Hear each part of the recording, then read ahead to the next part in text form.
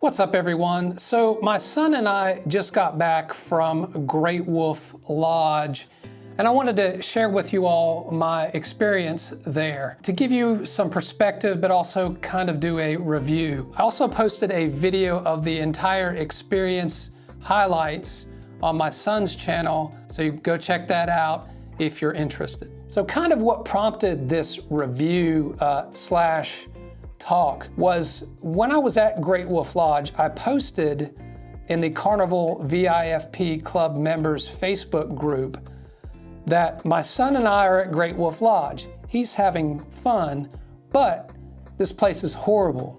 This makes a Carnival cruise ship look like the Ritz-Carlton. Anyone who doesn't pay gratuities, personal tipping preferences aside, or complains too much about Carnival should be banished to Great Wolf Lodge for their next 2 vacations.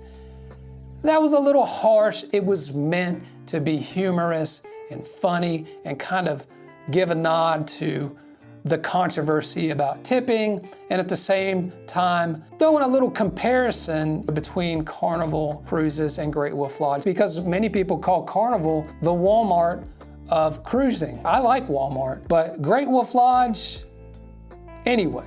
Let's get into it. We spent about $1,200 and stayed 4 nights, which included the room. The water park came with it. I spent $100 on a Wolf Pass, which was the highest level of pass to get several different activities. And I bought $150 worth of dining credits for $120. I also spent $100 in groceries, approximately $50 on off-site food. Great Wolf Lodge is headquartered in Chicago, Illinois.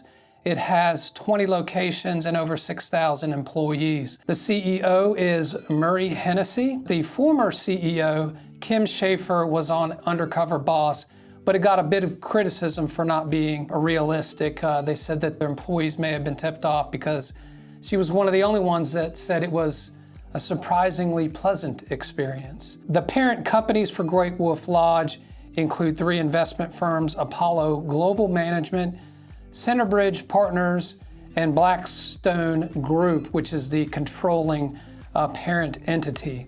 It sounded familiar, but I was thinking of BlackRock. There may be some other things about Blackstone. It just sounds really familiar. So let's start off with the pros. Pro number 1, there was enough to do for 4 days, and overall my son had fun. I had fun as well. Overall, we probably could have done everything on the Wolf Pass in 3 days, but having that extra night, it was nice. Pro number 2, the room was ready by 1 p.m. and the front desk staff were very informative and nice upon check-in. The rooms were promised at 4:30. I was thinking it was going to be like a Carnival cruise. Maybe they wouldn't let anyone go into the rooms because they wanted to let everyone in at the same time, but that was not the case. They handled it like a standard hotel room. If your room so happened to be ready, they would allow you to go in. Pro number 3, the chat with Willow, which was the front desk staff, was convenient, and it was a lot more efficient than standing in line at customer services. They were very responsive, and they were actually able to resolve issues through chat, through the app. Imagine if Carnival or cruise ships had this instead of having to wait in guest services line.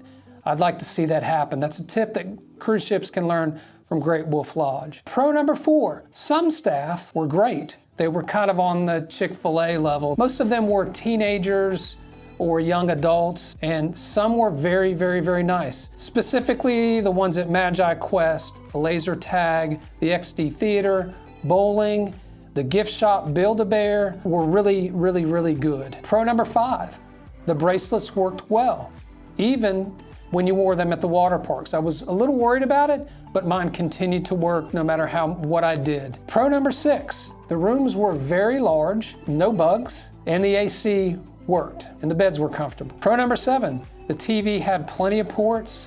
You could bring your Roku, you could bring your gaming system, and the internet was blazing fast. Pro number 8, there was no sand or sunscreen that you had to use. It was all indoors, or mostly indoors. There was one pool outdoors that you could go to. The mini golf was actually outdoors as well, and there was a ropes course outdoors, but otherwise you could pretty much stay indoors for most of your stay there. Pro number 9, the Lodge wood-fired restaurant was actually really good. The best steak I've had in a while.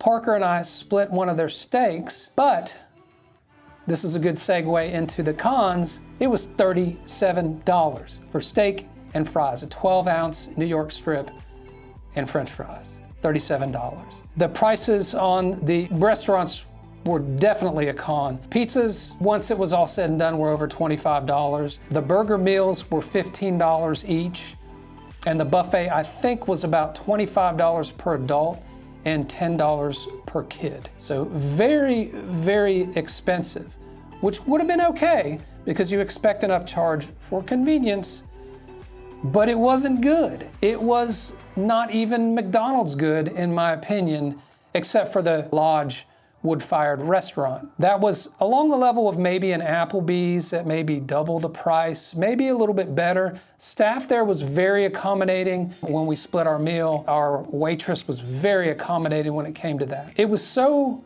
expensive and the quality wasn't up to that expense, even if you add in the convenience factor, so much so that almost everybody was bringing coolers.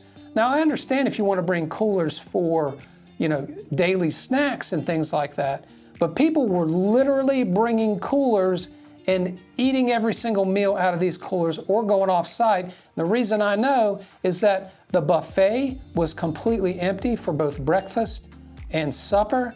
The restaurant, we were one of 2 couples there. None of the other lines were even backed up, which could be a good thing, but there was a reason, and that was that the quality wasn't up to the pricing. It's just a big inconvenience for you to have to bring your own cooler. Your food starts to thaw. If you bring frozen food, you end up throwing half of it away. You've got to sit cross-legged and make sandwiches for your kids. It just doesn't need to be that way. They just need to lower their prices a little bit so that they can allow people to use the convenience of the restaurants that are on site. Not only was it expensive and not high quality, but I couldn't order from the app and I couldn't order from the kiosk either. I had to go up, I had to figure out what was on the menu, standing in line, which that's not what I paid for. And when I brought this up to front desk staff, they said, oh, it's just a glitch. You'll just have to get the employees to order for you. I asked them later on if they had reported it to technical staff after a couple days of this happening. I figured they would get it resolved or it would resolve itself on its own. They just kept telling me, it's just a glitch. You're not gonna be able to order from that. I'm thinking, well, fix the glitch. Alert technical staff. Con number 3, the arcade was limited, which is okay. I mean, that's not your primary thing. Your primary thing is a water park. But it was 2 times the price of even Dave & Buster's. We went to a Dave & Buster's later on, so I had the chance to do a rough comparison. About double the price. In addition, check this out. I'm gonna roll some footage of my son playing one of the claw games to exhaust our credits that we picked up.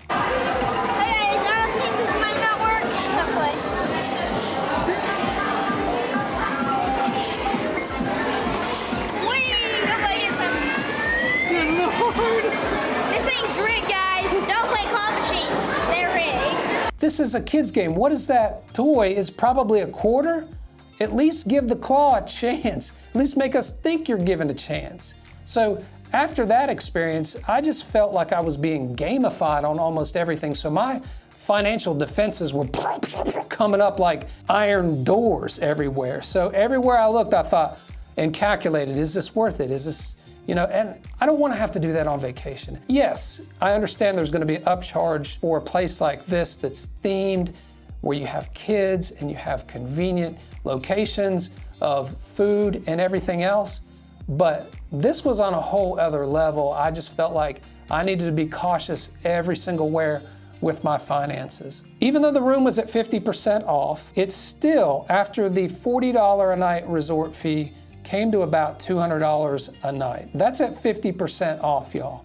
In addition, con number 5, they put a hold for $100 per night. Even after I purchased the highest tier pass for the only kids staying in the room and $150 worth of dining credits. What else am I gonna buy that would justify them needing to hold $100 a night? Maybe they had some kind of movies or something that I didn't even look for that you could buy. I have no idea. That combined with the arcade experience, just heightened my senses towards being on the lookout for being ripped off. Con number 6, the staff at the pizza place, or Hungry as a Wolf, the burger place, which was Buckets, and their ice cream.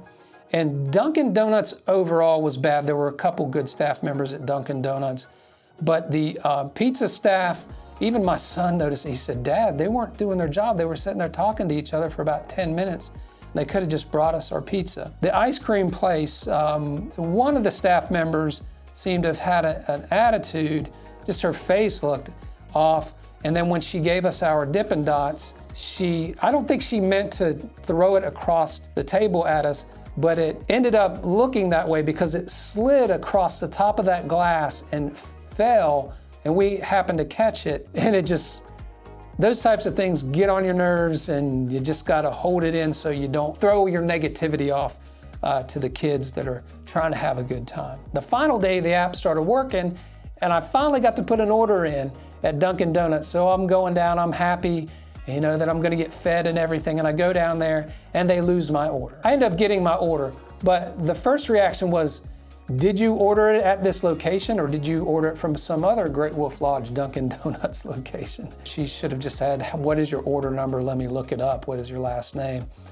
Rather than blaming the customer, which, yeah. Con number 7, the room was badly in need of renovations. I'll show you a few clips of the doors in the bathroom, the hinges on the doors, and check out my socks here.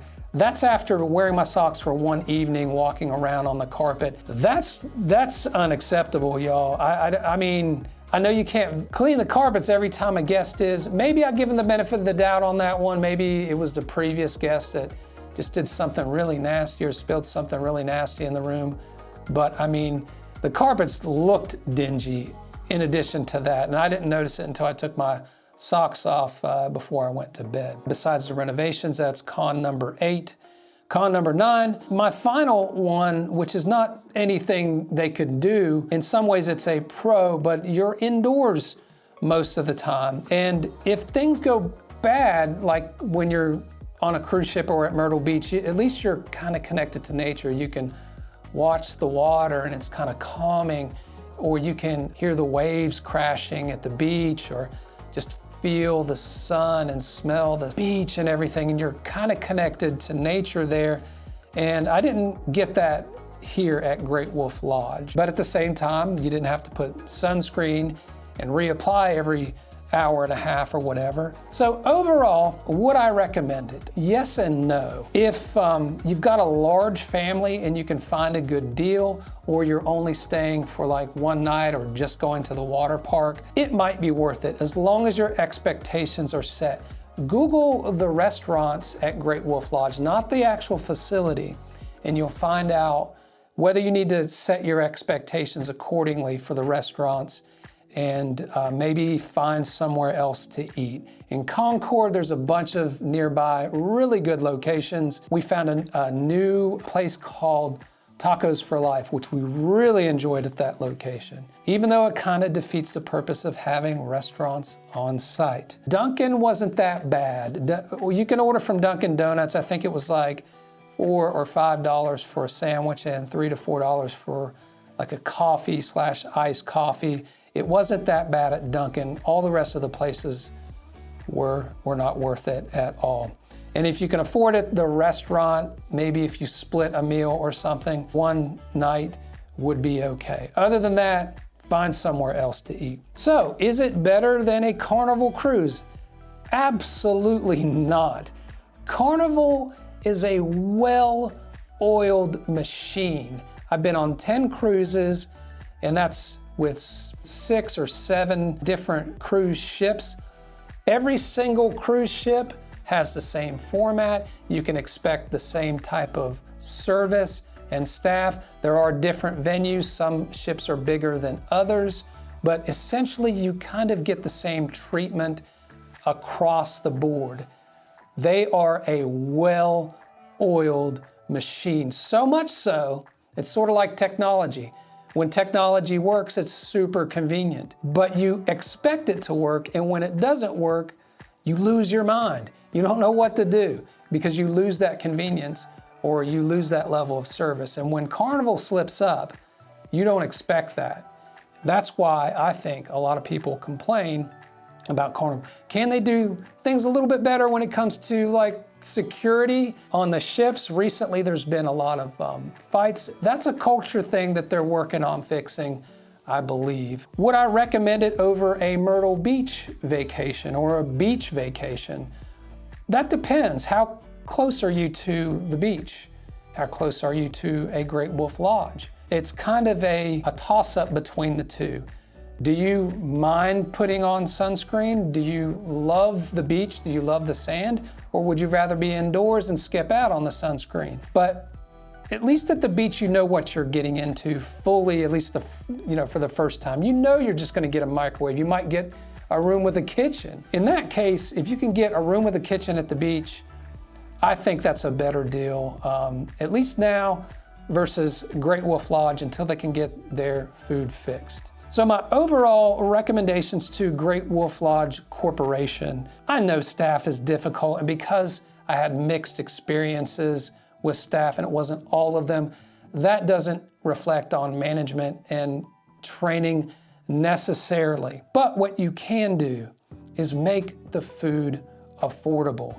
At least meet the quality with your pricing. Essentially, feed the adults. Just like when you go on a vacation that is primarily for adults, you have to make sure to feed the kids well. When you go on a vacation that's primarily for kids, you need to make sure that the adults are fed well. So make the food affordable and convenient, not to the point where everybody's eating and the lines are just crazy, but at least fill the place up. That way you won't waste food. I don't know if they fed the staff or whatever with the food that was left in the buffet or what. But anyway, it seems like something that could be easily resolved there. Anyway, I hope you found this informative, or at least something to think about and consider before you book your next vacation. See you soon.